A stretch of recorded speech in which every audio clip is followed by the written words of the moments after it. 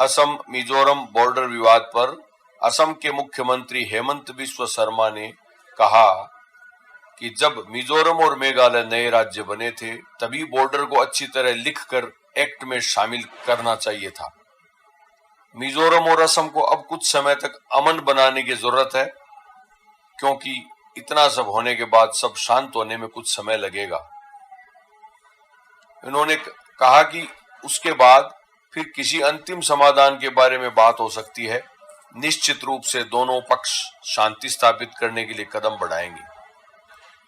उधर समाजवादी पार्टी के अध्यक्ष अखिलेश यादव ने कहा, जाति आधारित जनगणना जो पहले भी हुई है, हजारों करोड़ रुपए सरकार ने कांग्रेस के जमाने में खर्च किए हैं, उस जनगणना के पूरे आंकड़े जारी किए जाएं।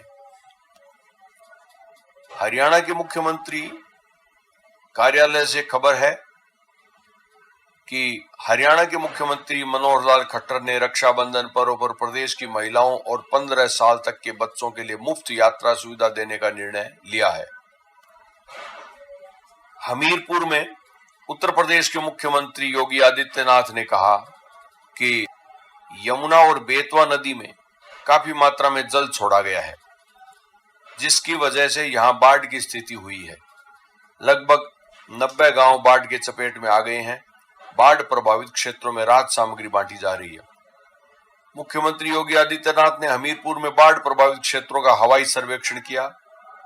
इसके बाद उन्होंने बाढ़ प्रभावित लोगों को राहत सामग्री बांटी और फिर उन्होंने जनप्रतिनिधि तथा जिला अधिकारियों के साथ बाढ़ आपदा राहत कार्य की समीक्षा बैठक ली।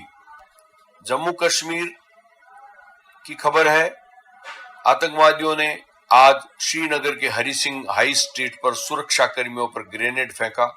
इस हमले में 5 नागरिक घायल हुए।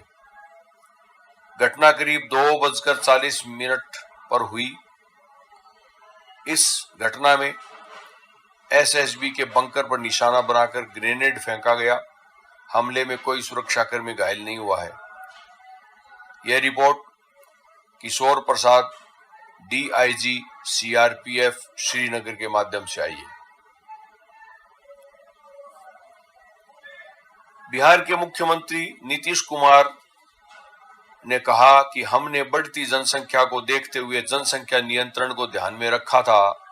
हमने जनसंख्या को लेकर आकलन किया और नतीजा आया कि अगर पति पत्नी में पत्नी बढ़ी हुई होगी तो प्रजनन दर घटेगी, और इसी नतीजे पर चलते हुए आज राज्य की प्रजनन दर 3% है, जो कभी 4% से ज्यादा थी। मध्य प्रदेश के पूर्व मुख्यमंत्री कमलनाथ ने कहा कि विधानसभा शुरू हुई, महंगाई पर प्रश्न उठा, हमने स्थगन प्रस्ताव मूव किया। सर्वदलीय बैठक में चर्चा हुई थी कि स्थगन प्रस्ताव में से एक तो स्वीकार कर लीजिए। हमने 139 में कई प्रस्ताव रखे थे, उसमें से बता दीजिए कि 3-4 स्वीकार करेंगे। कुछ बताने को तैयार ही नहीं है। कमलनाथ ने कहा कि प्रदेश का हर वर्ग परेशान है। नौजवान बेरोजगार घूम रहे हैं, किसान पीड़ित है, मूल्य खाद और बीज नहीं मिल रहा है। मैं बाढ़ प्रभावित क्षेत्रों का दौरा करके आया, कोई व्यवस्था नहीं है। इन्होंने घोषणा की कि जिनकी कोरोना से मौत हुई है उन्हें मुआवजा देंगे। एक व्यक्ति को भी मुआवजा नहीं मिला। मध्य प्रदेश के मुख्यमंत्री शिवराज सिंह चौहान ने कहा कि हमारे आदिवासी अनुसूचित जनजाति के मुद्दे पर कांग्रेस ने भ्रम फैलाने की कोशिश की। आज उन्होंने पाखंड किया, उन्होंने पिछड़े वर्ग को धोखा दिया और उनके साथ पाखंड किया। पिछड़ा वर्ग की पीठ में छुरा घोंपने की घटिया राजनीति की। मुख्यमंत्री शिवराज सिंह चौहान ने कहा कि 8 मार्च 2019 को ये 14 से 27% आरक्षण का प्रावधान लेकर आए। 10 तारीख को उसके खिलाफ याचिका प्रस्तुत हुई और 19 तारीख को हाई कोर्ट ने उसे स्टे कर दिया। कमलनाथ जी, आपको जवाब देना होगा। 27% आरक्षण बरकरार रखने के लिए 10 से 19 तारीख तक आपने क्या किया?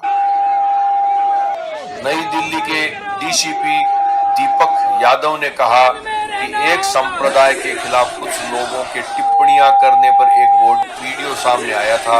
8 अगस्त को हमने एक एफआईआर दर्ज की।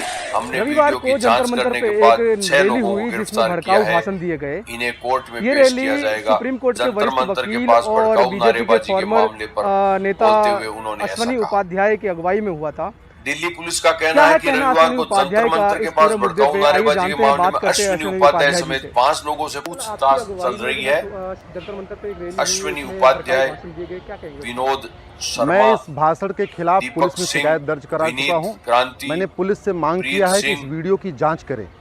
यदि ये दीपक वीडियो को सही है हिरासत में ले लिया तो गया है। इस video national centre for seismology की ओर से खबर है कि उत्तराखंड के देहरादून में आज दोपहर 1:42 पर रिक्टर स्केल पर 3.8 तीव्रता का भूकंप आया। कांस्य पदक विजेता पहलवान बजरंग पूनिया ने कहा है कि मैं चोट की वजह से 20-25 दिन ट्रेनिंग नहीं कर पाया, जिसकी वजह से मेरी मूवमेंट पर असर पड़ा और अटैक करते वक्त मेरा पैर ठीक से नहीं चल पा रहा था। ट्रेनिंग नहीं कर पाने की वजह से मुझे अपनी कमियां मैच के समय पता चली। प्रधानमंत्री नरेंद्र मोदी ने कहा कि सरकार का इस दिशा में भी प्रयास है कि आपकी रसोई में पानी की तरह गैस भी पाइपलाइन से आए। यह गैस सिलेंडर के मुकाबले बहुत सस्ती भी होती है। उत्तर प्रदेश सहित पूर्वी भारत के अनेक जिलों में पीएनजी कनेक्शन देने का काम तेजी से चल रहा है। उधर पश्चिम बंगाल मुख्यमंत्री ममता बनर्जी ने घाटाल में बाढ़ प्रभावित इलाकों का हवाई सर्वेक्षण किया। बड़ोदरा में रेजिडेंट डॉक्टरों की हड़ताल की वजह से मरीजों को दिक्कत का सामना करना पड़ रहा है। एक मरीज ने बताया, कल रात से आया हूं, डॉक्टर जांच भी नहीं कर रहे हैं, मिलने भी नहीं दिया जा रहा है, हम 2 दिन से भटक रहे हैं। प्रधानमंत्री ने कहा कि हम बीते 7.5 दशकों की प्रगति को देखते हैं तो हमें लगता है कि कुछ स्थितियां और हालात ऐसे हैं जिनको कई दशक पहले बदला जा सकता था। घर, बिजली, पानी, शौचालय, गैस, सड़क, अस्पताल, स्कूल, ऐसी अनेक मूल आवश्यकताओं की पूर्ति के लिए देशवासियों को दशकों इंतजार करना पड़ा। ये दुखद है। प्रधानमंत्री जी, क्या इंतजार खत्म हो गया है? ये भी बता दें। प्रधानमंत्री ने कहा कि देश के सर्वोच्च खेल पुरस्कार का नाम अब मेजर ध्यानचंद खेल रत्न पुरस्कार हो गया है। मुझे पूरा विश्वास है कि ओलंपिक में हमारे युवा साथियों के अभूतपूर्व प्रदर्शन के बीच खेल रत्न के साथ जुड़ा दद्दा ध्यानचंद का नाम लाखों करोड़ों युवाओं को प्रेरित करेगा।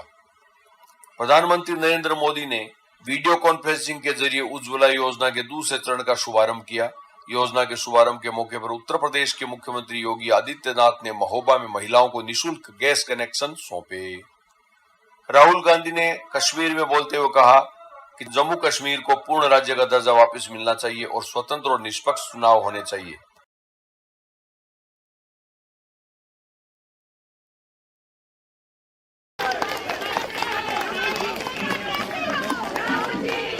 सैफुद्दीन सोज जी,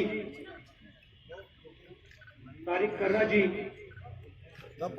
शहीद जी, रमन भल्ला जी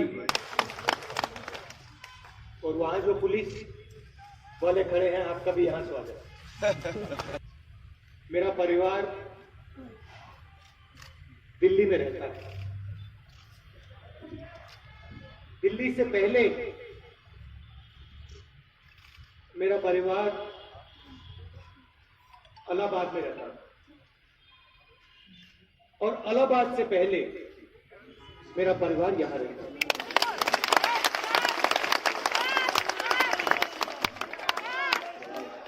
तो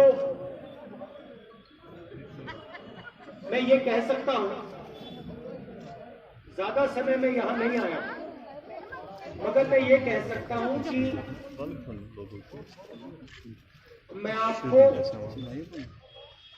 थोड़ा सा, मेरे परिवार के लोगों ने भी झेलम का पानी पिया होगा। आपके जो कस्टम्स हैं, आपकी जो सोच है, जिसको हम कश्मीरियत कहते हैं, वो थोड़ी सी मेरे अंदर भी है। मुझे लगता है कि मैं वापस आ रहा हूं घर आ। केंद्रीय संसदीय कार्य मंत्री प्रहलाद जोशी की तरफ से खबर है कि प्रधानमंत्री ने सभी सांसदों को आह्वान किया है कि कोई भी गरीब परिवार आयुष्मान भारत गोल्डन कार्ड के बिना नहीं होना चाहिए। ओलंपिक में स्वर्ण पदक विजेता नीरज चोपड़ा ने कहा कि जनवरी 2020 में जब मैंने क्वालिफाई किया था तो मैं ओलंपिक के लिए पूरी तरह तैयार था, लेकिन जब पता चला कि ओलंपिक स्थगित हो गया तो मैंने सोचा कि ट्रेनिंग के लिए मुझे 1 साल और मिल गया है। मैंने उस 1 साल में अपनी कमियों पर काम किया। दिल्ली में शिरोमणि अकाली दल, कांग्रेस और बसपा ने संसद भवन परिसर में कृषि कानूनों को लेकर विरोध प्रदर्शन किया।